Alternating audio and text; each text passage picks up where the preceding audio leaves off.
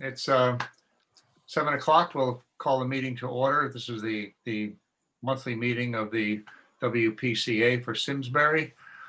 We have Tony Piazza, Jay Sheehan, Jacques Bragnac, Tom Hickey, Lucien Dragulski, Ed Kelly, Tom Roy. That's you, Tom, right? Nope, it's Tom Fitzgerald. Tom Fitzgerald. Okay. Oh, okay. All right. I just saw Tom F. Okay.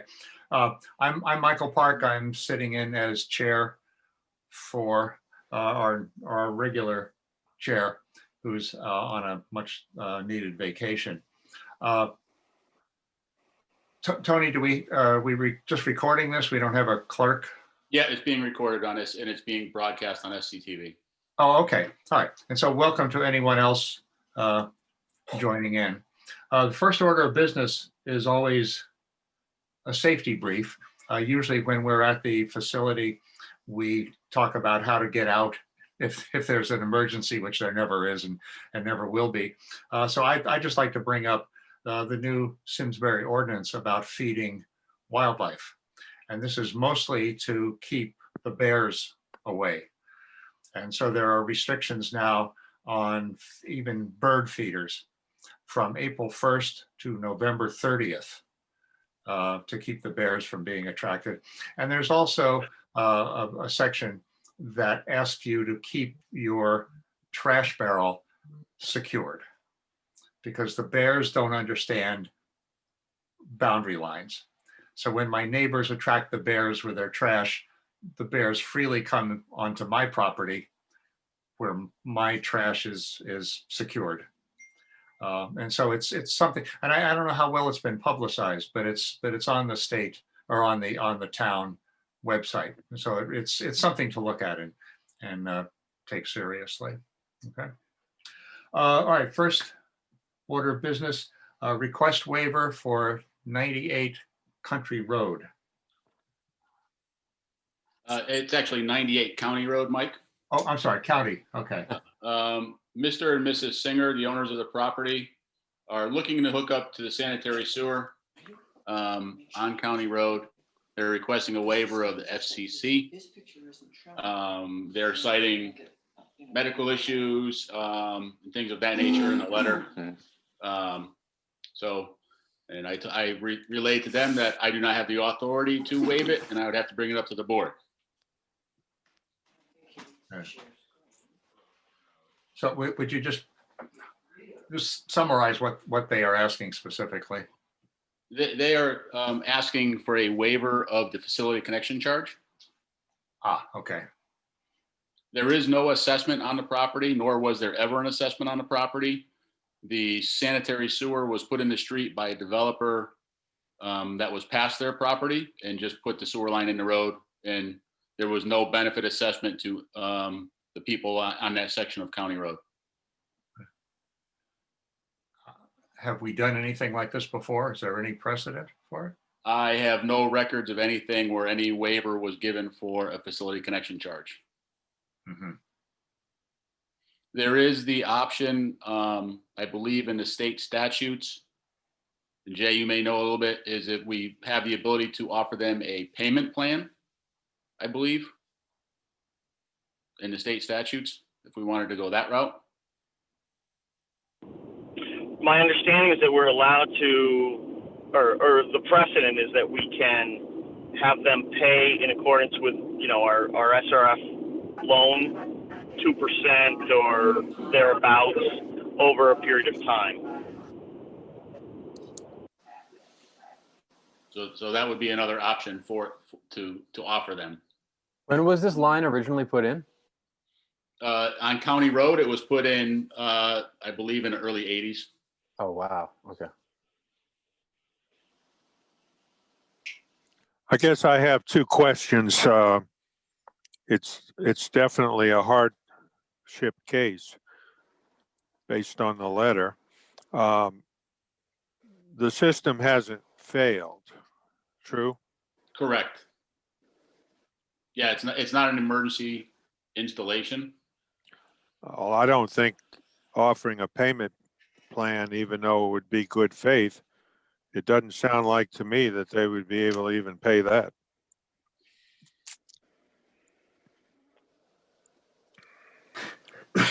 Well,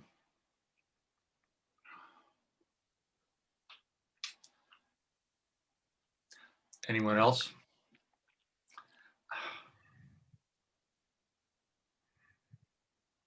I guess if we offer Yeah, the waiver, it creates a precedent, right? So there will be other people coming in and say, well, other reason why they cannot, even though Yeah. they have compelling reasons for asking for the waiver. I don't know. Yeah. Jay, you were going to say something? Yeah, I just think Jock brought up a good point, which is if they, why are they asking to go to sewer if they have a working septic? Maybe the best choice for them is to defer, connecting. It sounds like Septic their fail. system is on its way out, because in the letter they say they've had to had it pumped out twice in the last 6 months. So I think 6 they're months, expecting yeah. it to fail soon. That's the last paragraph, yeah. Yeah. No, So while it hasn't totally failed, it seems like it might be on its way out. might be on the way. Yeah. Yeah. But, pumping twice in 6 months is a lot cheaper than a facility connection charge. Yeah. So, If we did offer the payment plan, it would be a lien on their property, no matter what. So even if they didn't pay it, we would get it back eventually. Just like Great point. the assessments are liens on the property. And the payment plan would be How do we keep our, the usual. sorry, I'm sorry. Yeah, I would assume it would be the same setup where it could be any rate up to a 10-year rate at the normal bond, or, the same interest rate, basically like we charge for the assessments. so would that be the same rate that they would use if they rolled it into the original price of the project? You know how they can, Yes, it would. they have the option of paying for it. So that's the same rate, right? And we Correct. know for sure they didn't pay this connection charge back when the pipe was put in the street. Yeah, they never got assessed for anything when the pipe was put in because a private contractor put it in for a development upstream of them. Oh, okay. Well, I think the difficulty is that, I don't think we want to be in the loan business.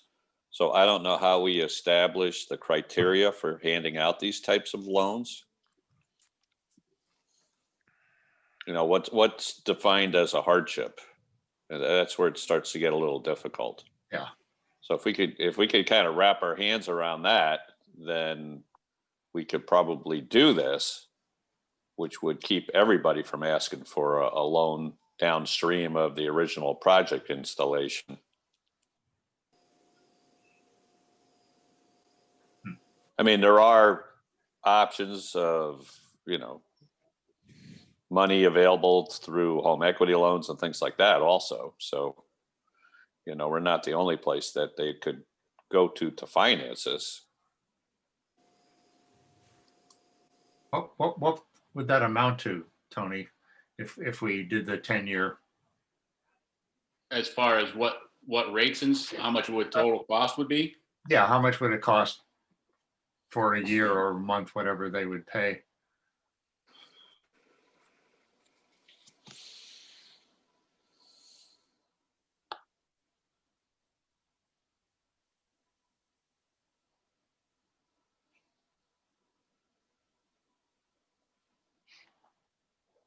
$34 a month. I mean, on the surface, that doesn't sound like a whole lot, but these are hard times. Right. I understand that. They also end the letter with, or any counter proposal you may have. And that seems reasonably fair without setting some sort of precedent. Yeah, I would agree. I think it's really dangerous for us to, I mean, it would be pretty arbitrary for us to say, you guys get a pass on this one, unless we start to really establish strict financial rules where we would have to, go into somebody's bank statement or something. I don't know how we draw Yeah. hard line here. And how do you, what's a hardship? I mean, how do Right. you draw the line as to what a hardship is? Right. I mean, that seems to be the fairest thing. It may be a burden for them, but yeah, given all those considerations, I don't see any other and I think that's a very fair option. What does, the property tax bills were due on July 1st. Do we know what they did with their I do not know. property tax bill? No, Any I'd have kind to of relief contact the for- tax office for that. Okay. Is it worth just checking to see what the tax office does for people that can't pay their tax bills? Good idea. Interesting. Yeah, interesting question. I like that idea. Then at least Oh. we would be, doing the same thing that other departments within the town would be doing. Yeah, I can find out. I don't think the tax office has anything like that, but I can check with them. Yeah, I got to believe their property tax bill's got to be in the same neighborhood of, $4,000, right? Yeah. Yeah.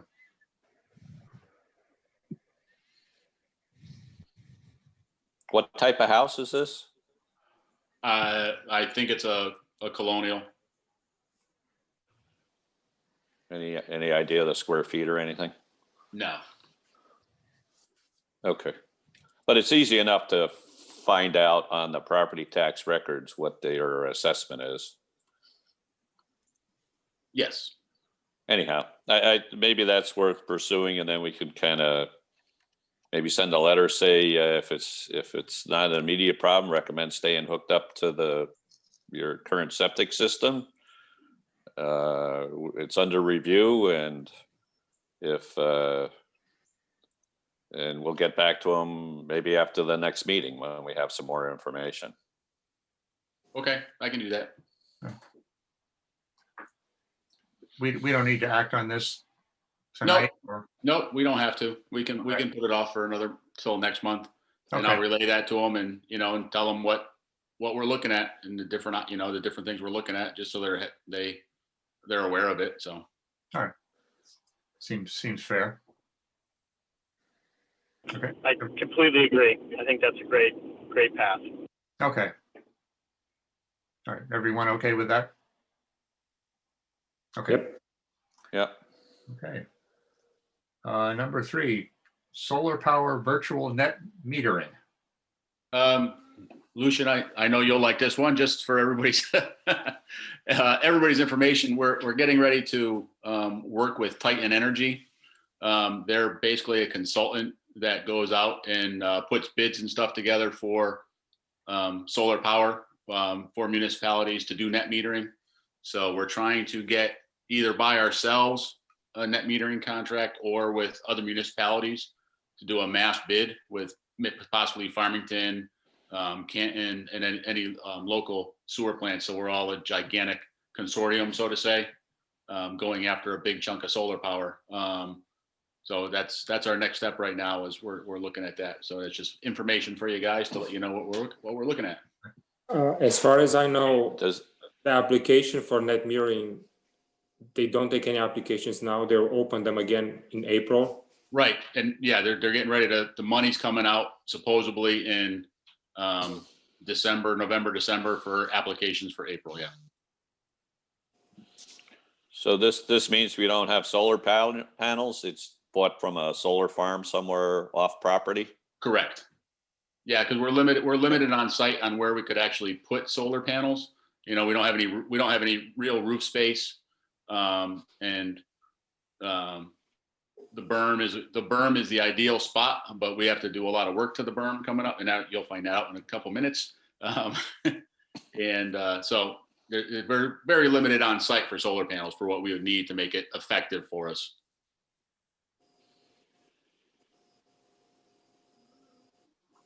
Okay. Okay. Number 4, FEMA hazard mitigation assistance. Tony, you said there was something pending on this. Yeah, we are looking to put in a grant application for, the official term is Building Resilient and Infrastructure and Communities Grant. The applications are due by the end of November. We're getting proposal from a couple of consultants to file the grant application for us. And this is going to be for the modifications we have to make to the protective berm that surrounds the plant. I think if you guys remember, I told FEMA actually changed the flood elevation of the river. They raised it up 2 feet, which now requires us to raise the berm around the plant to match that. So we have to, I believe we're going to have to raise the berm an additional 3 feet to get the appropriate clearance for the 100-year floodplain. So this grant is a 25% town match. So it's a 75% grant and a 25% town match. Basically, we're looking for approval to, at this point in time, to submit the grant and with the application, or submit a grant application, and knowing that we're going to have to supply money to this. If we get approved for it, that we'll have to put money aside for it. And this was actually in our long-term capital improvement projects as well. We need to do this anyway, right? We have $600,000 set aside right now in future years for doing adjustments to the berm.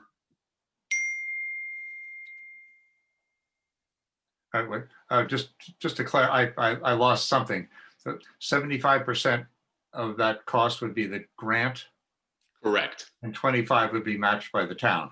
Correct.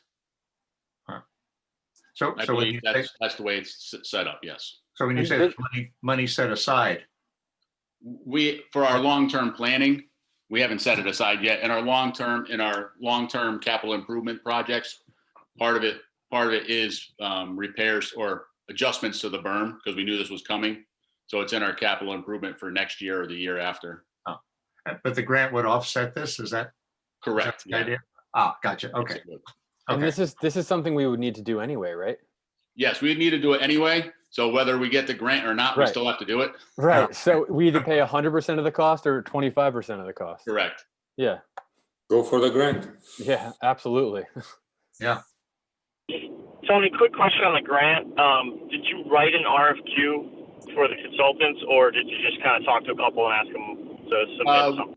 We just talked to a couple of them. I sent them the information about the grant that we have. And so we have 2 consultants just creating an RFP for us. And who are those 2, may I ask?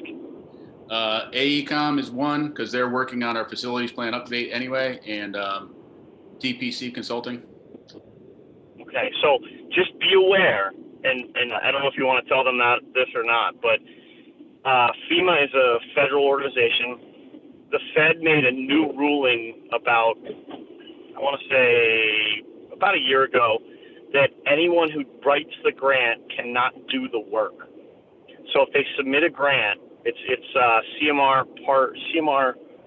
I can't remember, it's part 200 of a federal funding bylaw. And they didn't used to enforce this, but now they've gotten to a point where if you submit the grant, they say, that's great, thank you. The person who submitted can't do the work. So just be aware that they're excluded. They're excluded from the design work for that. Is that what you're saying, Jay? And it was going back and forth. Exactly. Yeah, exactly. Because if they submit, we become ineligible for the money if they audit us. So we don't know that they're, like it all happens after, and then we have to repay the grant. Right. So this is a kind of a little goofy thing that I could give you this. If we put out a formal RFQ and we include some language, we can avoid all of what I'm talking about. But if we do it with just, asking 2 people to submit and whatever, then they can't do the work. Okay. I'll make note of that. We can talk offline. Yeah, I can give you the language if you need. Thank you. Do we need to act on this?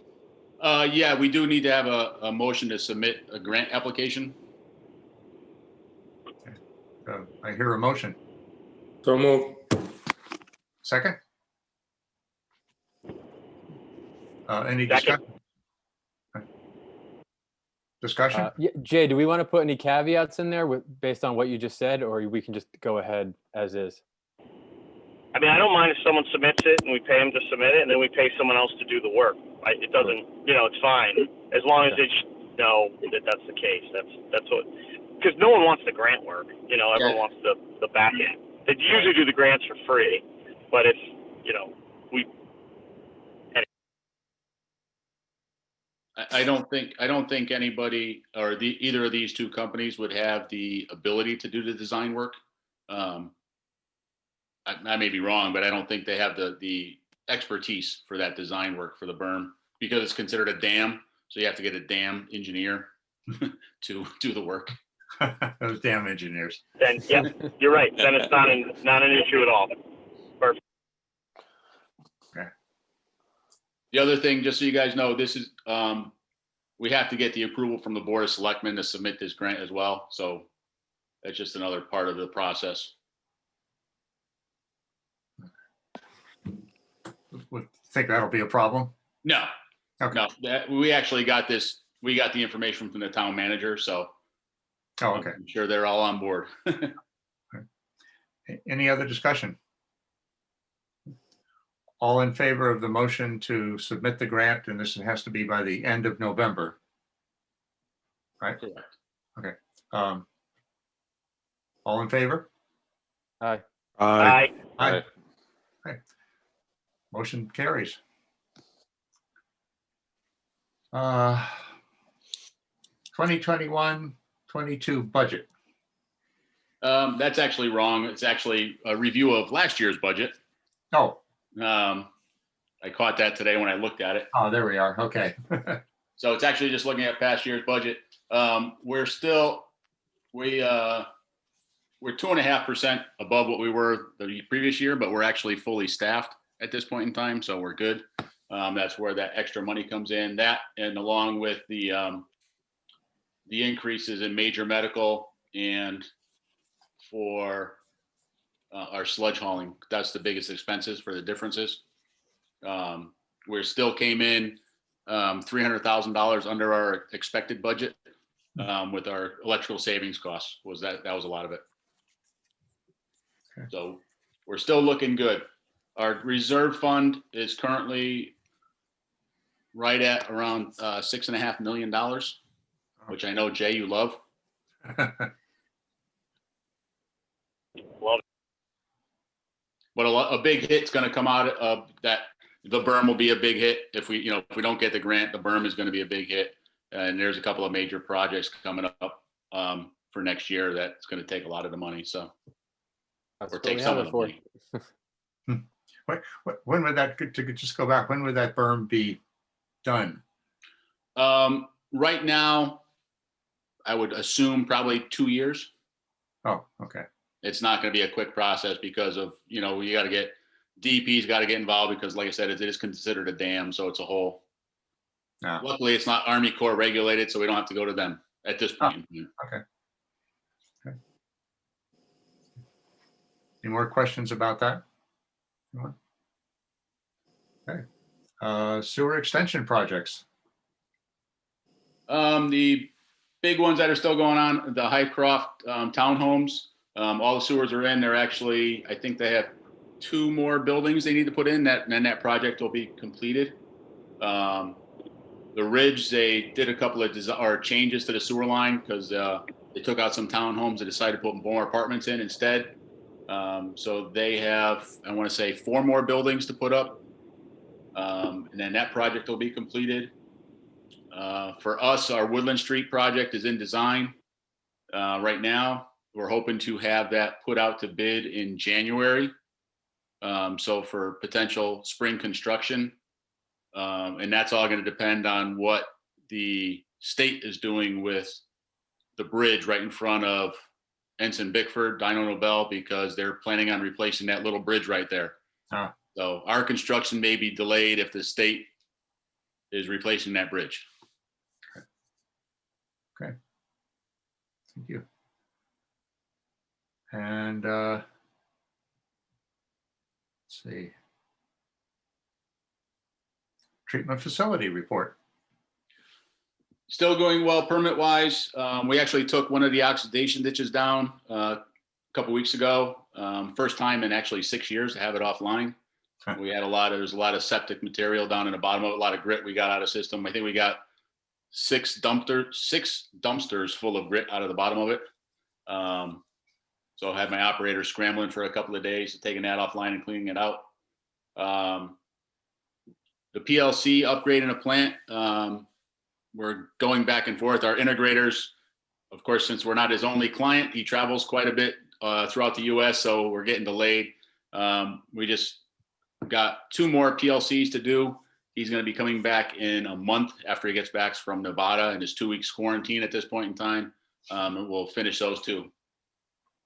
And then that project will be done. Our plant water system, we actually had finished it up and put that online. Operators love it. We basically doubled the flow that was coming out of the system originally. So the operators love it that we can run everything now without shutting stuff down.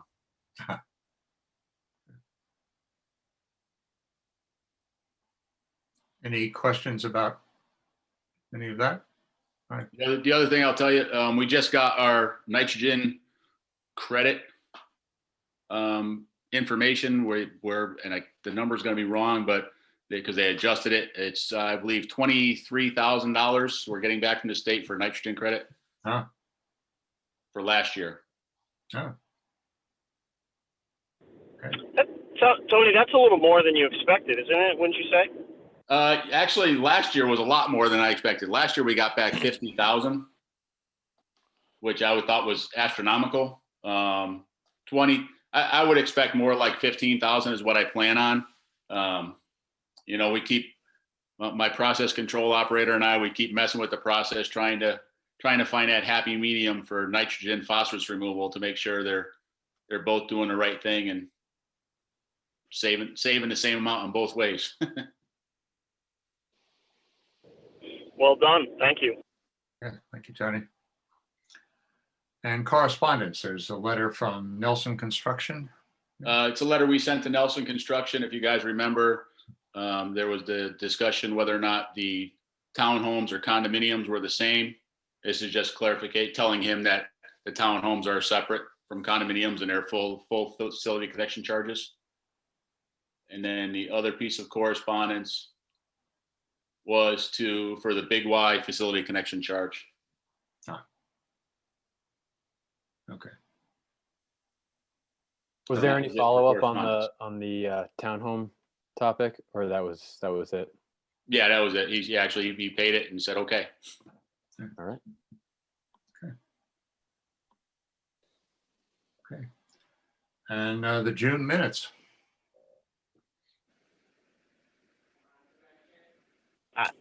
I've read the minutes and I would like to make a motion to approve. Okay. Second? Second.